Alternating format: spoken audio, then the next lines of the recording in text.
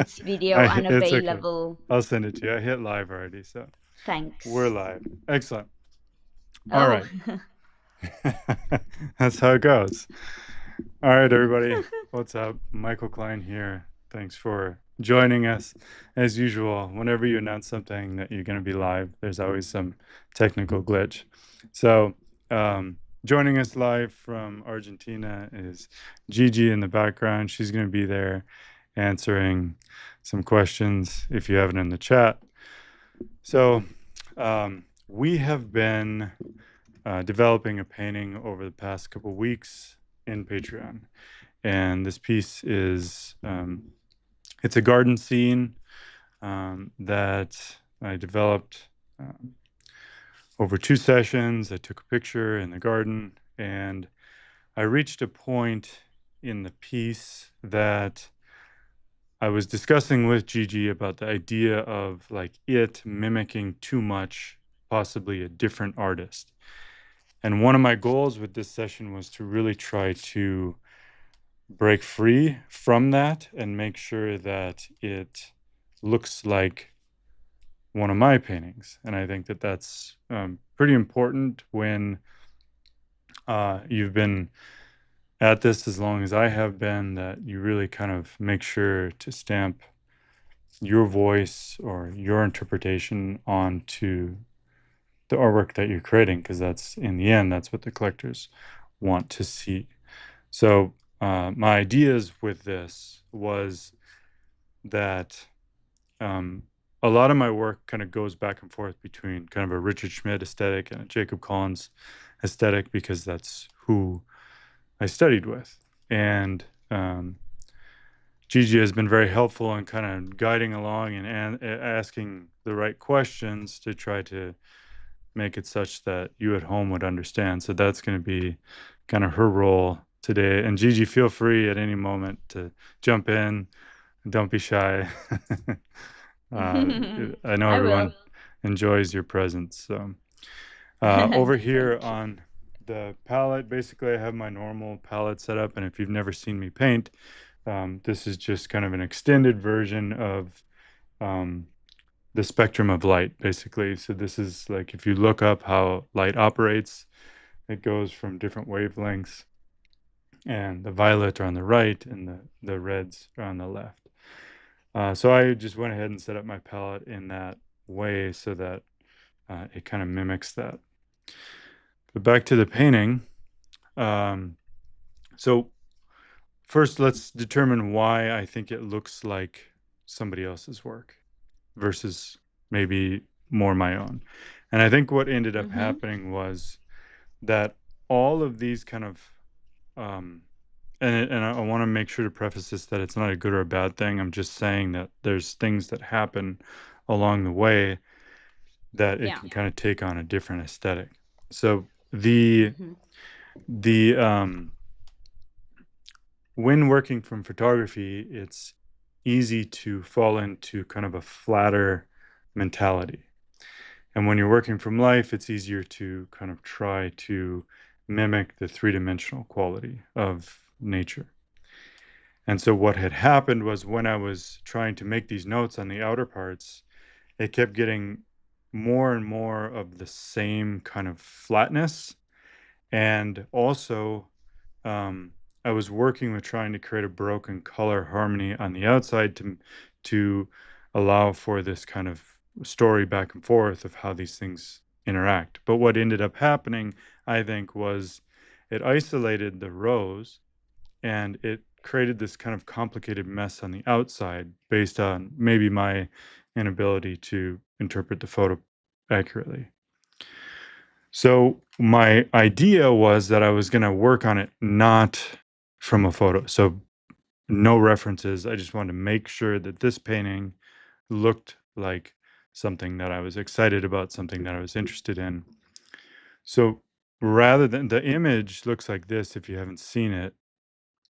The image is just a screenshot of a video that I took in the garden, and there's some stairs in the back. And so that's what this kind of these brushstrokes were trying to, I was kind of going in that direction of like trying to say like, okay, there's there's garden back here perspective, and then there's the stairs in the back.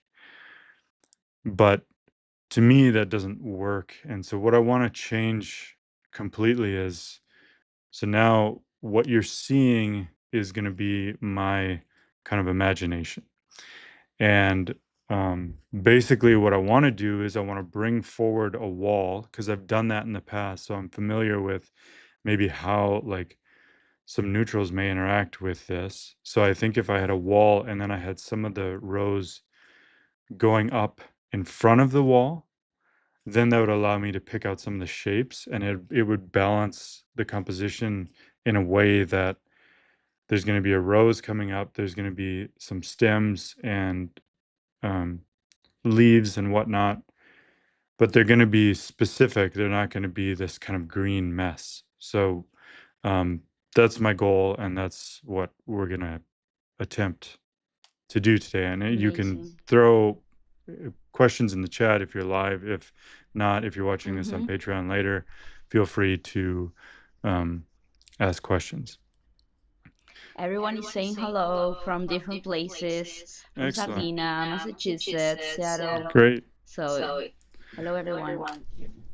And Gigi, feel free to chat with anyone while I'm talking. If you don't have to, Mm-hmm. you can have your own little kind of conversation going in the side there. Okay, All right, so sure. I'm gonna mix up a basically a generic kind of gray color the um, for the cement, and that's easy.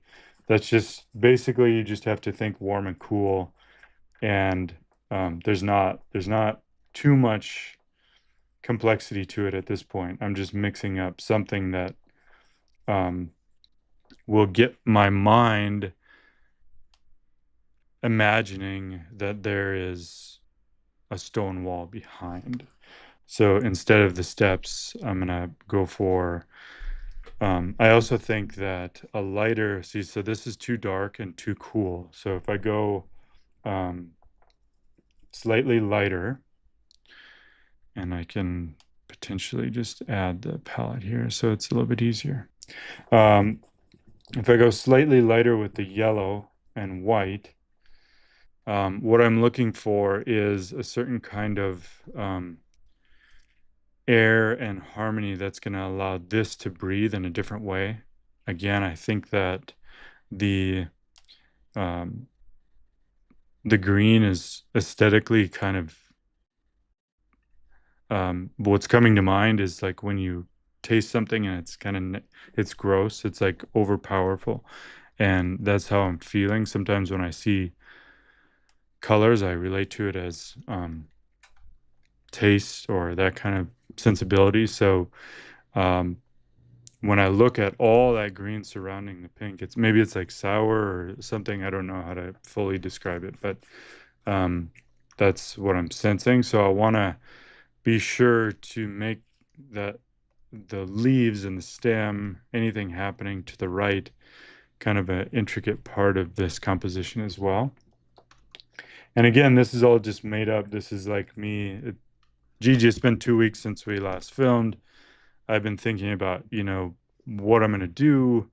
And basically, I think that details sometimes don't make the painting. I know that that's kind of like a common, maybe, understanding, but uh, that's not always the case. It may need something much more drastic, like what I'm doing now. Um, so that's kind of where we're at. So it's been 2 weeks since I've worked on this, and um, I'm just imagining. I know that there's a leaf coming up this way, so I'm gonna create a bit of kind of movement, trying to think about what could potentially happen on this side. So if there's a wall in the back, then see, I'm going to get this kind of aesthetic of there's foliage going up against the wall. Do you see that? And immediately I think that that cool color of the wall harmonizes much better with this, introduces an element of like dark against light, that kind of thing. Um, so that now there's more to it than just putting up a patch of gray. I have to make it look like a wall. I have to think about maybe what is happening. Is it a corner? Is it a flat wall? Is it a, you know, is it a dirty wall? Is there maybe a column in the wall, or just like I can imagine um, seeing something like in a garden or a city where there's some kind of pillar or something. So if I were to take black and the burnt sienna and a little bit of yellow, and maybe start to think about like a corner there, and then I can go back to this color and just, again, when you're imagining stuff in your mind, when you're inventing stuff, you have to kind of test it and see if you like it, see if it's interesting. Um, and that's the only way to be able to know. I've done in the past, I've done like Photoshop renditions of things. So you can do that too. You don't have to do it live. Um, but I think that the the act of kind of being spontaneous and being creative is with realism is kind of looked down upon or something. I don't know how to fully kind of um, talk about it. I just know that like people are usually guided by nature, or they're usually guided by the photo. And sometimes you just have to step back and think about like what do I even want my painting to do? Like why am I even, what is the feeling? What is the experience that I'm trying to conjure up in my painting? So, how you doing, Gigi? How's the I'm good. I'm answering comments and reading them. Everyone is excellent? super supportive. Good. Um, so, okay, so the glove in your left hand, Henry is saying, isn't good for touching the painting with. The latex glove gives him in much more control when he wants to touch the paint with his fingers. So Okay. they're giving opinions. Yeah. Yeah, that's fine. So, um, that's great.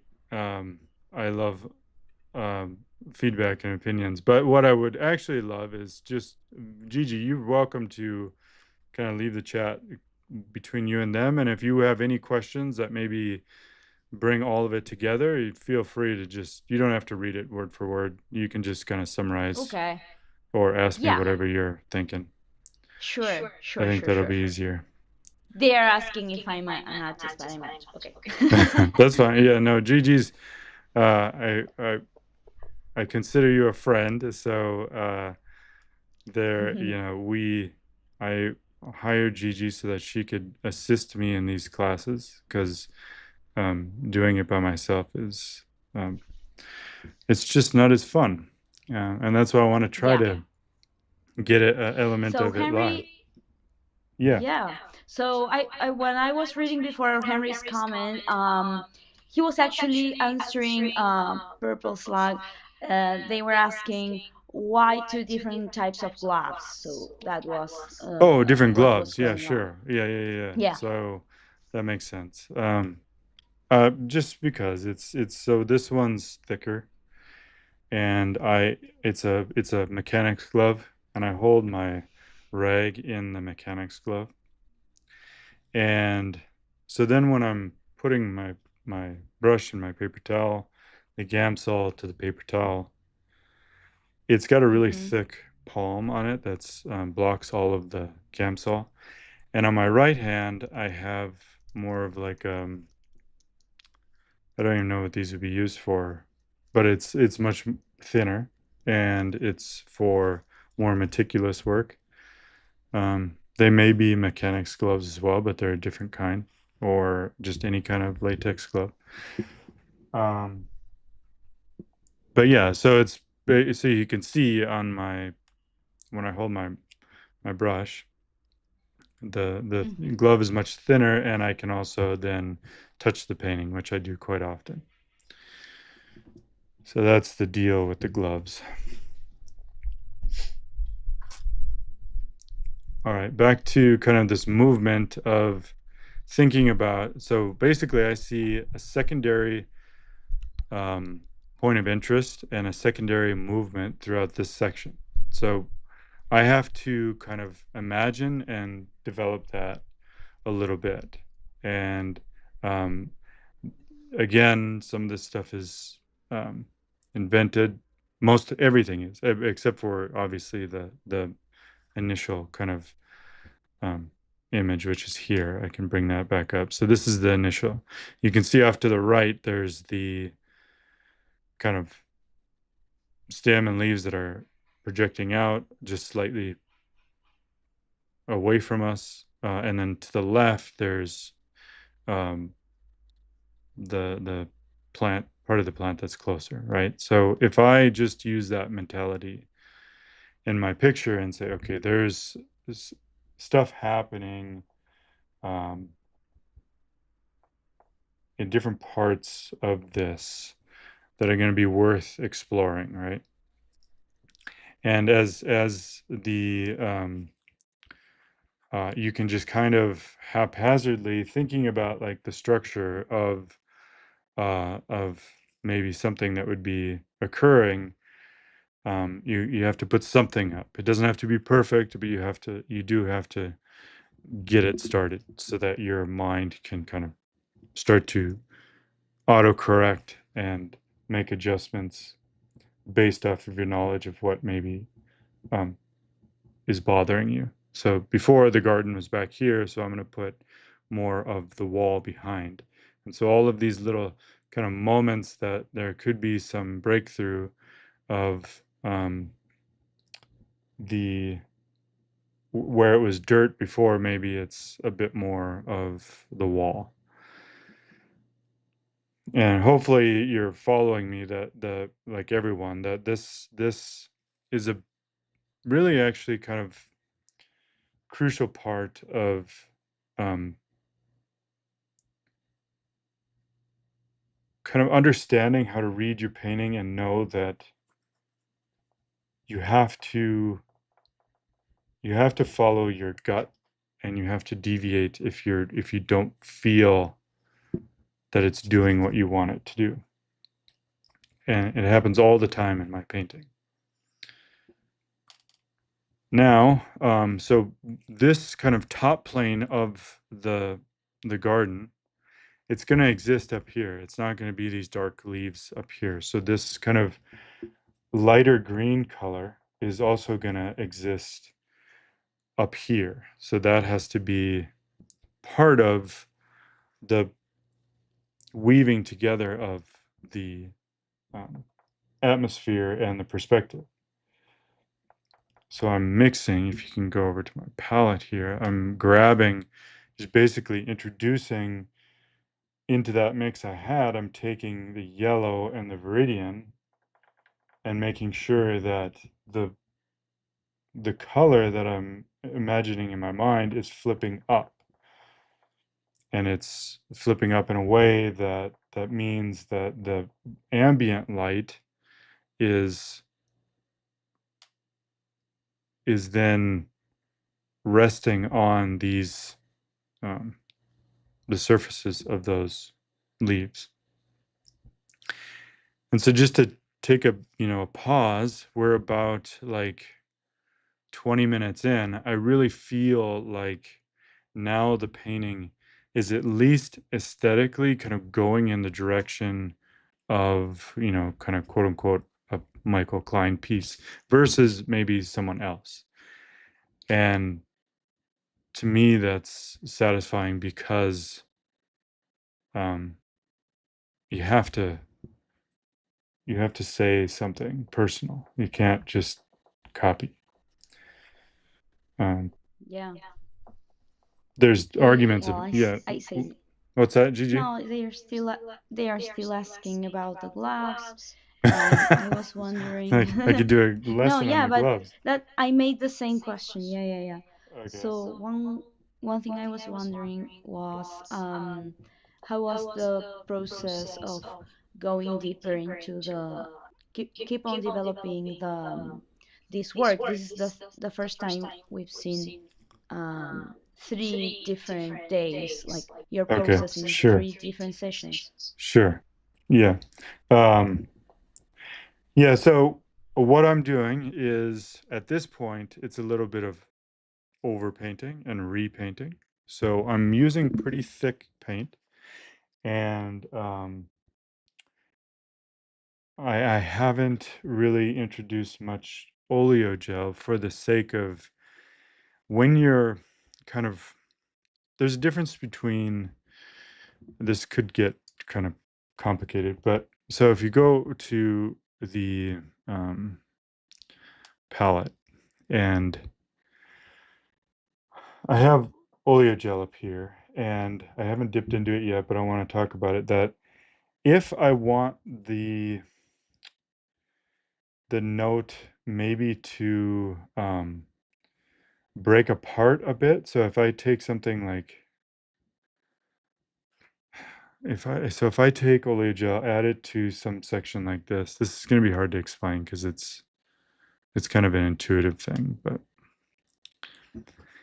as I start to kind of carefully maybe place paint that has a bit more of a transition moment to it, like if I want to, particularly if I want to lift off, I do that a lot. So like I'll put oleo gel down and I'll you know lift the paint up so that it becomes a glaze. But at this point this morning, what I've been doing is I've really been kind of trawling it on, mixing kind of more solid notes. Like if I take, let's say, if I take the Viridian and yellow, see, I'm really kind of aggressively just mixing up a blob of paint and making sure that that goes down in a way that actually kind of covers what's behind it, because I'm redrawing and I'm reestablishing dimension. So I want these kind of lighter passages to come forward and have that stuff still go back. And I know it's supposed to be part of the wall, but um, a little bit of kind of random broken color is not a bad thing for some of these areas, because there's going to be shadow on the wall. Um, there's just going to be a lot of variety in your picture. In nature, there's constant variety. If I were to just take a simple gray and just block in the whole thing, it would look extremely flat. So, um, that's kind of where we're at right now in this. Is just it's a stage of um, repainting and inventing.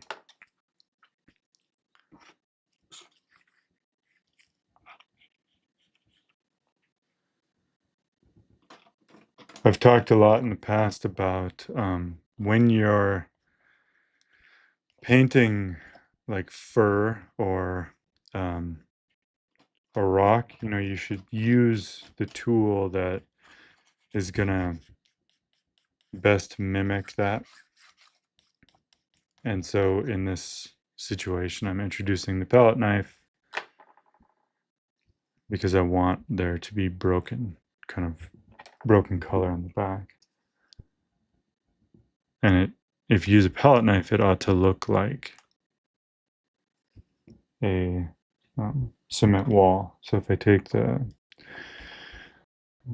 black, white, a little bit of brown, some yellow,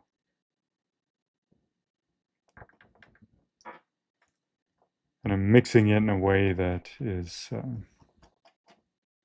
stays relatively broken. Then I can also apply that, and if you look close, so up here,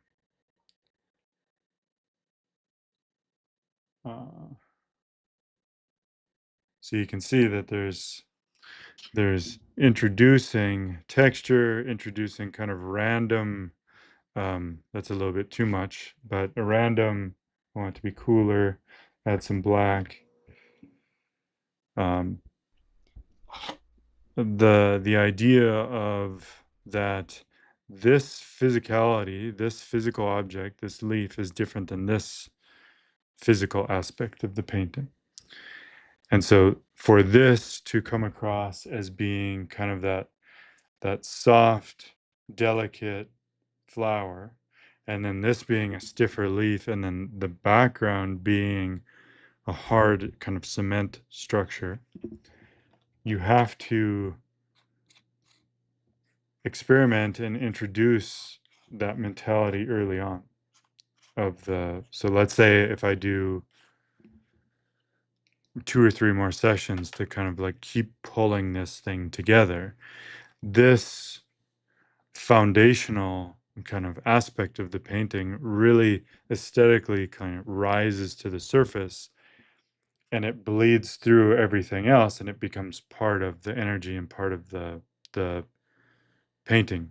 So um, so as you step back or kind of zoom out, you you now kind of get this,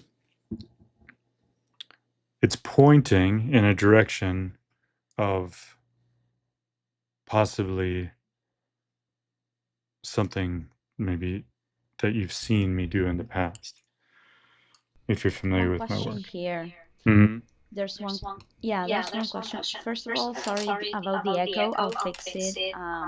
They are mentioning about my echo. Oh, really? Yeah, we'll fix it. But one of the question is if you're using only one brush. Um, yeah, no, I have this kind of thing that I always have my brushes just kind of sitting in, which that you know, love it or hate it, that's how I do things. So I just have a bunch of options that I can grab, and um, they're always just sitting there. I I don't paint that often, so it's not like I'm inhaling the Gamsol all the time. And the area that I'm working is an area that nobody goes in, so the fumes are not an issue. So, all right. Now, the other thing that was bothering me in this, actually, I'm gonna do one other thing really quick that I think is could be interesting. Is typically on a wall, you won't just have a square edge to it. You might, but oftentimes there's also a decorative element to the design of the wall. So if I go and just basically mix up a, a lighter note to then get me back into the position of the cement wall.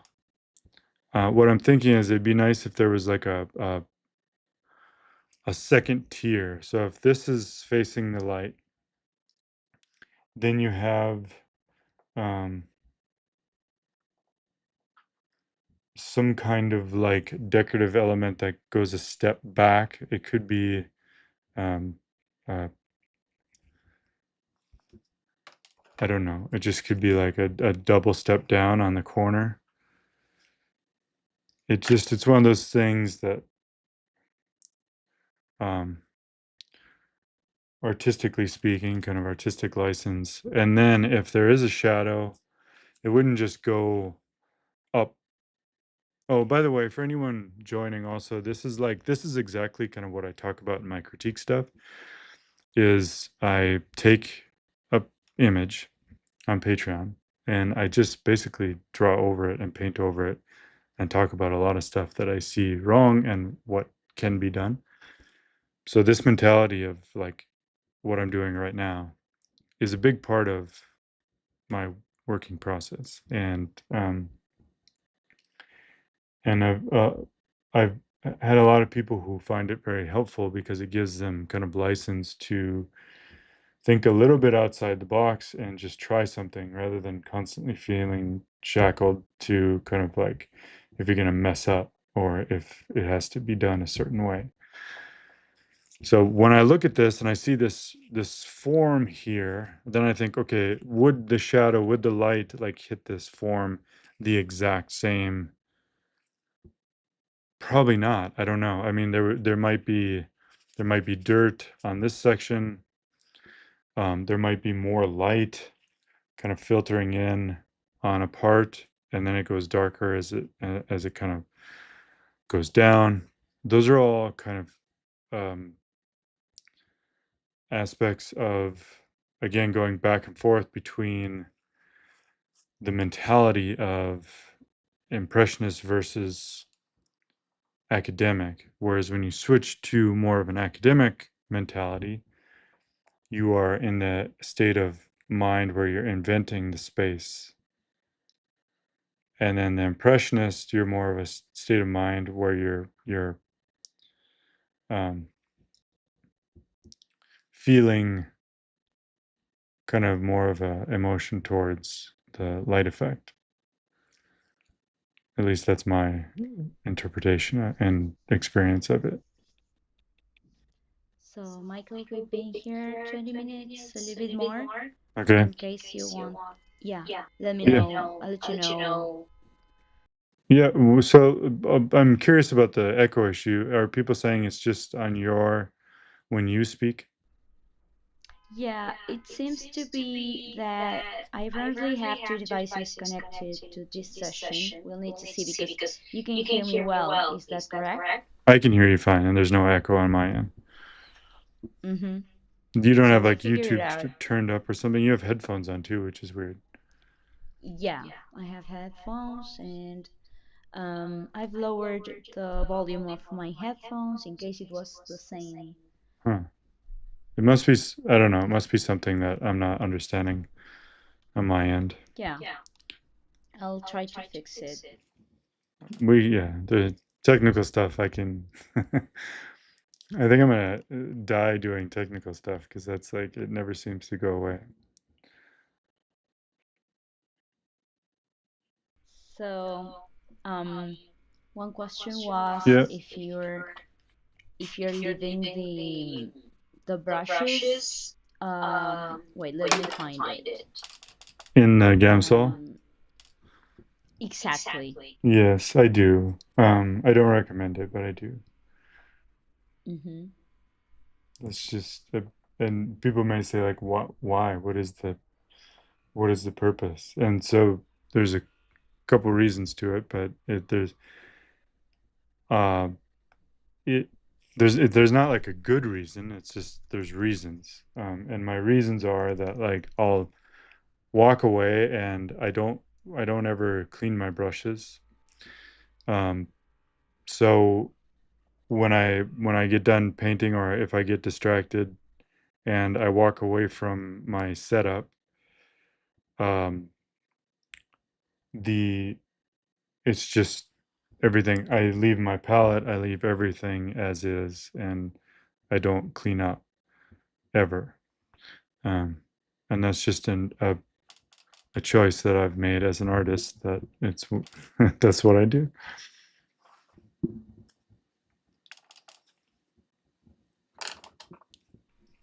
Okay, so some people are saying it's not that big of a deal, the echo, and there are like different opinions. But there was one interesting comment. Maybe it's my voice coming in to your microphone from your end since you're not wearing headphones.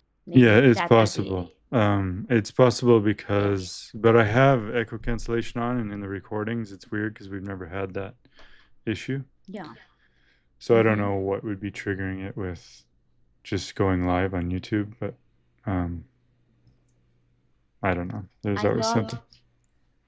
by the Yep. way, I love how um like it's um like I can see different layers and a distance with the upper part. I love that. Oh, great. Thank Like you. it gives it makes it deeper, right? So the addition of the wall and the new stuff. Yeah. Yeah, but basically, so technically, um, the the stairs and back that were previously there were further back in nature. So in the photo, they're like 20 feet back. But in my image, it was just kind of a blurred space. And I think what ends up happening with kind of this kind of quasi photo painting impressionist stuff is you can put down color and it becomes so much about just a brushstroke and color that you forget that a really solid kind of constructed painting ought to have kind of a realistic interpretation of space and depth, and so that your viewer can get lost in the painting and enjoy that space. And if it just becomes about maybe something that was unintended, or like um, it wasn't fully thought through and it was just a reaction to some photo that you took, then that can be it can be problematic. So in other words, again, if I bring up the photo, like there's that swath of green and back that was the boxwoods behind, and you can't really tell what they are because in the photo it's a blurry edge. And so if I in my painting, if I respond to that and I put that green to balance the pink and kind of try to play off of it, then um, your viewer is missing a point of reference, because whether they go into the gallery or whether they go into a museum, they don't know that there was a swatch of green that was the boxwoods. And they're just looking at it as paint on your painting that's not really doing anything. So you have to be really careful to kind of get lost in that emotional kind of reaction to a photograph, because then you're not in control of the painting. You're just kind of haphazardly reacting to the photo.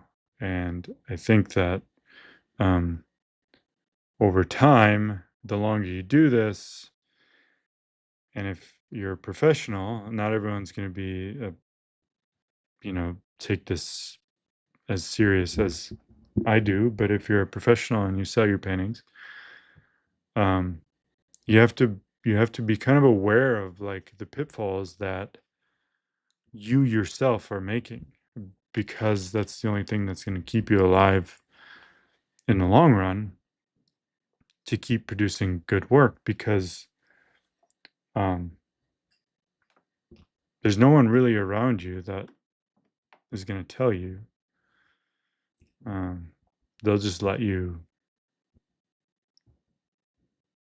basically make bad paintings. And it's not like it's not like they're not doing it with malice. It's just no one wants to like critique people on um,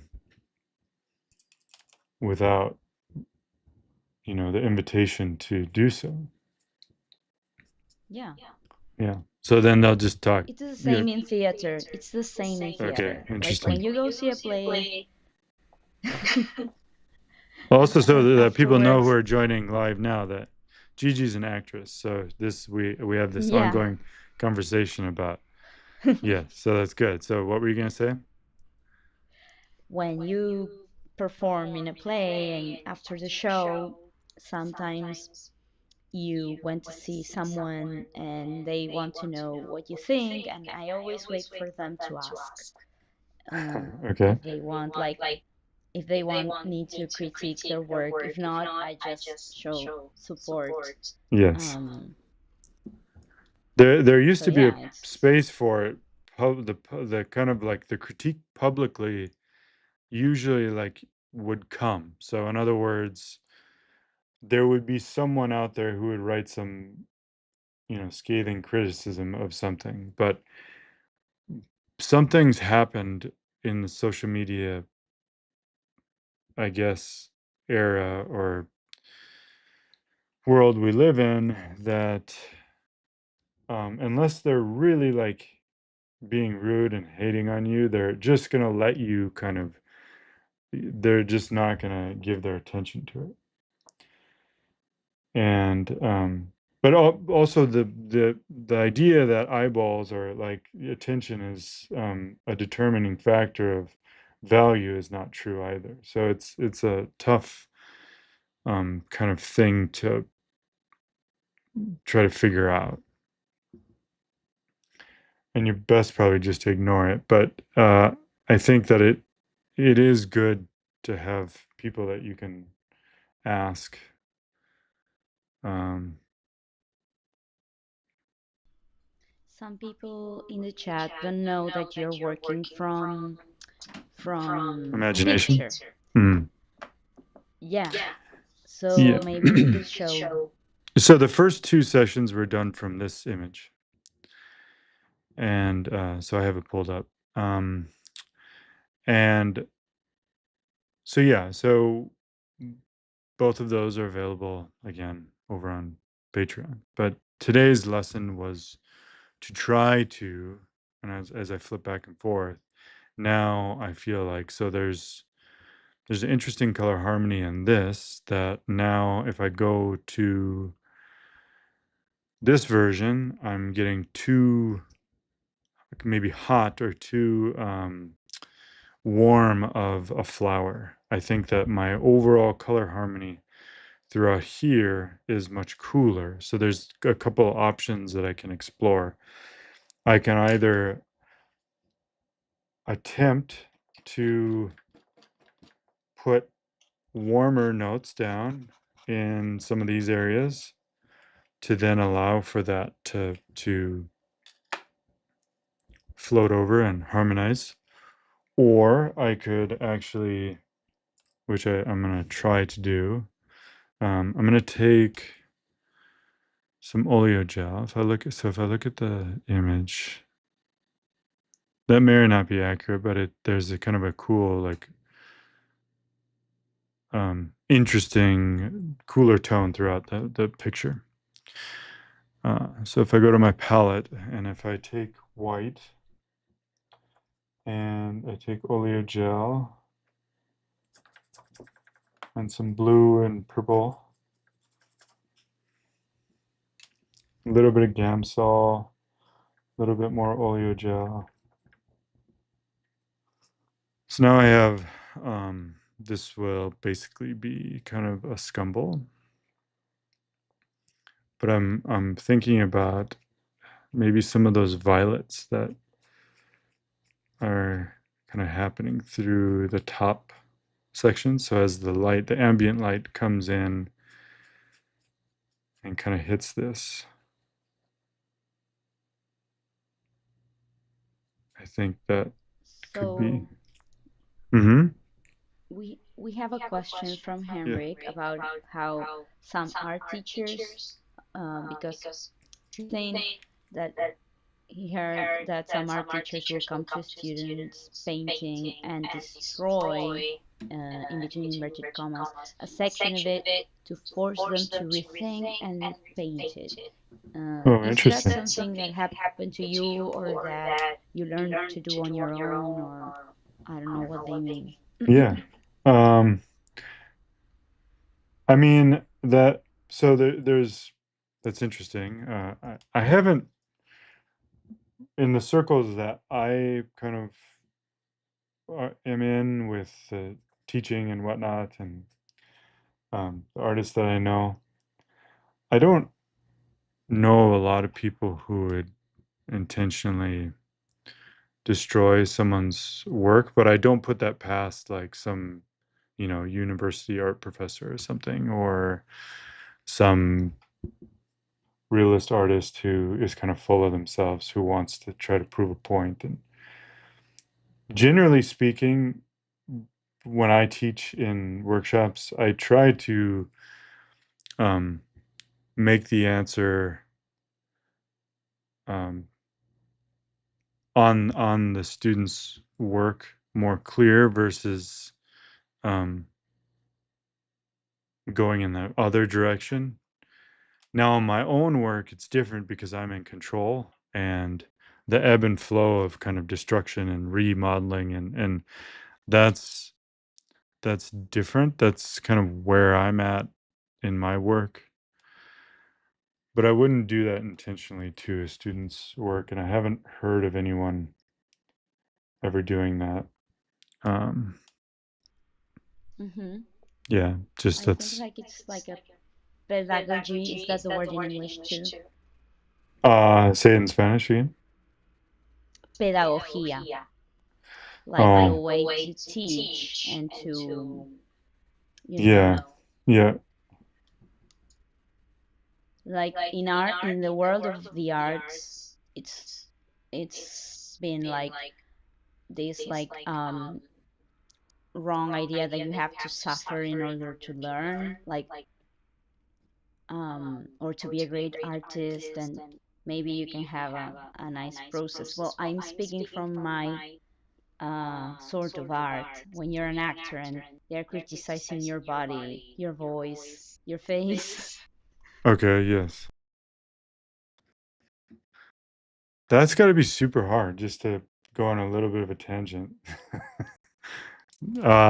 You know, I know again, this is just something that's not talked about, but um I know because I have to watch myself when I put something out there in the public that it's really brutal, having to kind of share your when you're not when you're not an actor, you're not meant to be an actor, you don't want to be an actor, but yet people will still criticize it because you're in the public forum. Like that's just part of Yeah, life. yeah, It's pretty rough, but it is. It is. Like if you're an actor, you're at least you're choosing to yeah, be out there. exactly.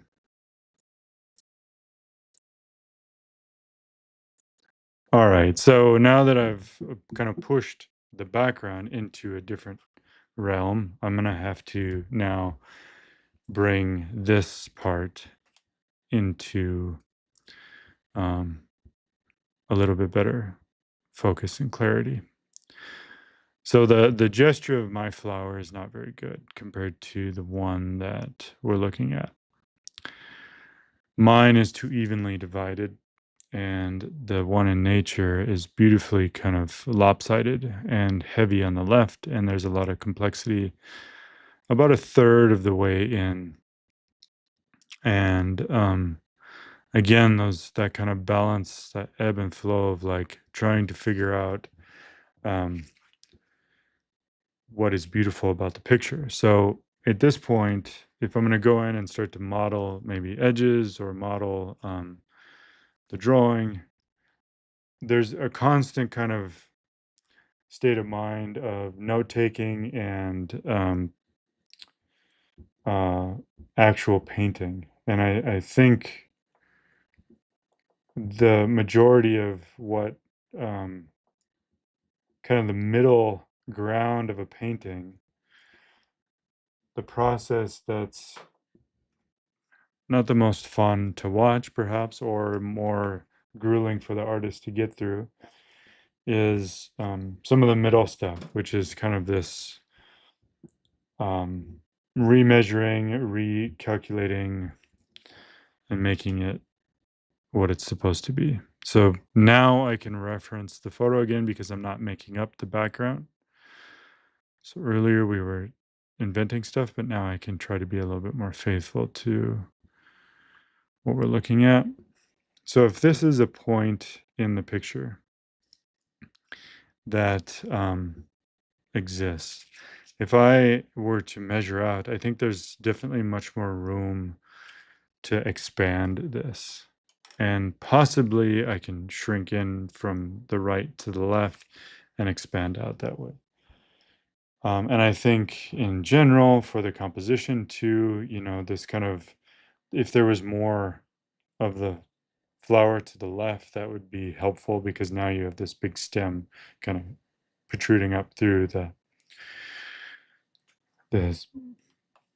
almost the center of the picture. So if I can balance it a bit, um, so I'll calculate, I look at the image and calculate more or less and try to expand and push and pull. So let's see. So there's room for that to bump out a little bit. So start with this.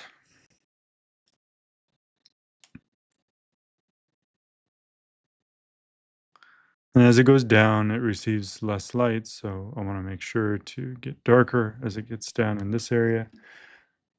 So I'll just grab some black and cool it off and kind of reestablish that as it turns down. And then, so these are just, again, kind of big, broad sections.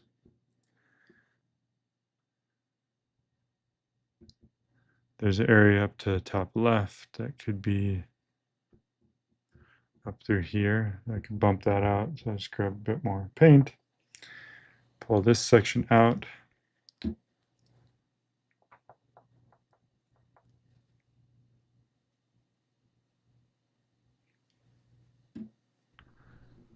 Is there any part of being an artist that, um, you know, makes you feel lazy? Like, for example, for me as an actor, I'm Mhm. sometimes lazy when I have to, like, um, physical training, taking off my shoes in the class to run in circles.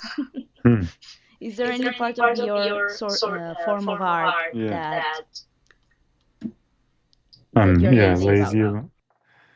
Oh, absolutely. There's all kinds. The one that I think everyone can obviously see is my cleanup process that we touched on earlier. I think that if you were to start with a very clean surface, it kind of makes your mind a bit more focused and feel less scattered because things are organized. And the flow, then the state of like flow, you'll be able to maybe tap into that quicker.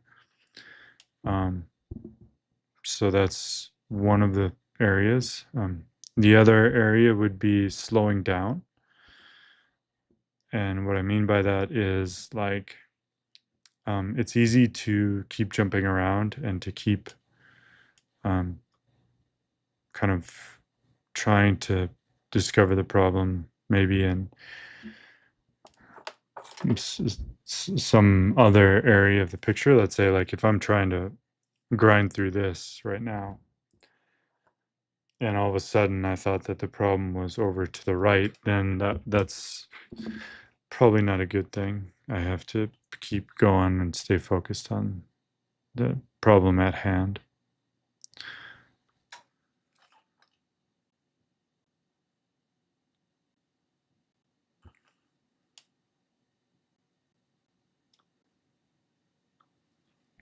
Do you have lots of unfinished work?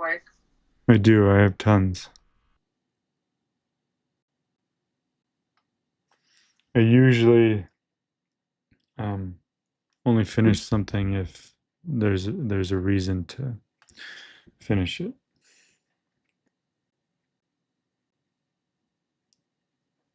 And we could talk about like what a finish is. I guess a finish to me is just kind of letting it go. Um, or and maybe another example of a finish would be photographing it and releasing that photograph to the public. That's another way of like kind of making a public declaration that the piece is finished.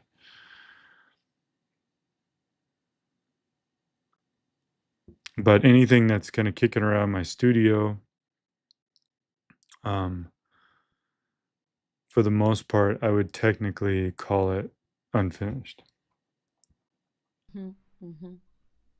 if it hasn't been So Henrik photographed. is, Yeah. Yep. yeah. Henrik is asking, like he's saying, the hardest color for him to mix is a light warm pink. Um, and he's A asking if light. you have a Yeah. process for this without just buying the color, and that his palette is similar to yours. Okay, I have a question back to him before maybe I'm able to, because to me, anytime those kind of color questions come up, they seem um the and I can try to explain this. They seem like maybe like they're pointing in the wrong direction when thinking about color. So my question back to him would be, is he more interested in trying to mix the exact warm pink that I have or a warm pink in general? Like, is he wanting to know like which pigments up here that I mixed? Because while I wait for him to answer, the reason why I distinguish the two is that if I'm wanting a warm pink, let's say I put down a pink and it's a cooler pink, then what you do is you travel along the spectrum and go warmer. And so let's forget about this stuff over here for a second. Um, I'll pull up my palette so it's a full. So forget about this because this is a different idea. I relate the white and these neutrals. This is different. So the black, the browns, and the earth colors are different than this part up. This part up is the spectrum of light. And if I take a just white and pink, that's going to be a cooler color because the magenta or let's say something else is. And so really the only other option, you can't transition over to the violet spectrum and you're not going to want to go green. So really you have to travel along over to the wavelength. You have to like literally pull this into a different hue and make it operate in a different kind of realm. So if I take maybe just if I take um, cat orange and I put some cat orange down, that's going to be a certain kind of warm pink. Maybe that's not the warm pink that you want. So then you would have to try again, and maybe the warm pink that you wanted was a different proportion of magenta and maybe a little bit of cad yellow pale. And so that's maybe a bit more subtle of a warmer pink. Does that make sense? So like this jump was too much from magenta to cad orange. So that was too much. So then if I take magenta and cad yellow pale and do it on different proportions with white, then that gets me a different kind of note. But all I'm doing is sliding within the context of this. And I could try it with each. This is Indian yellow. Um, and I could try it with that and see what that does. Indian yellow, that goes very yellow and warm. So depending on kind of like a reverse of that, if you wanted it to be just a little bit of pink and more yellow, then that would be a proper kind of situation there. But in the end, I mean, it's when you're painting, it's very subtle, and there's going to be always a combination of a bunch of certain things happening. I hope that helps.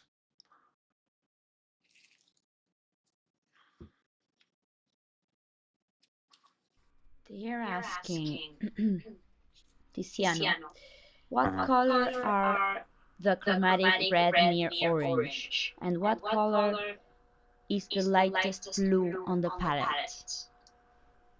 So the if you want more specifics of like actual pigments, it's alizarin way over to the left, magenta, permanent rose, cad orange, Indian yellow, cad yellow pale. This is that is lead tin yellow lemon. This is like cad green light. I think this is like an emerald green, viridian green, turquoise, king's blue, cobalt blue, ultramarine blue, cobalt violet, and then there's a couple that are um, it's cobalt violet dark and amethyst. And really, the reason why I don't know the names is because that's less important, and what's more important is kind of the theory and the placement of the colors and the testing of the colors and what you want the colors to do in your painting.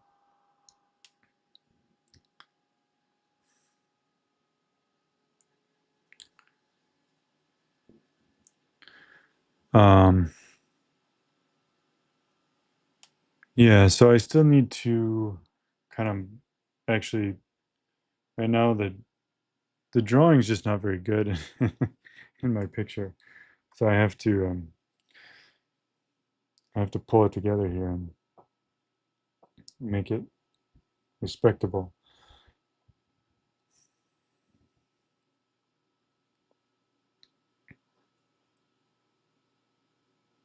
So, Michael, do you have translated lessons to Italian, for example, I don't. with No, subtitles?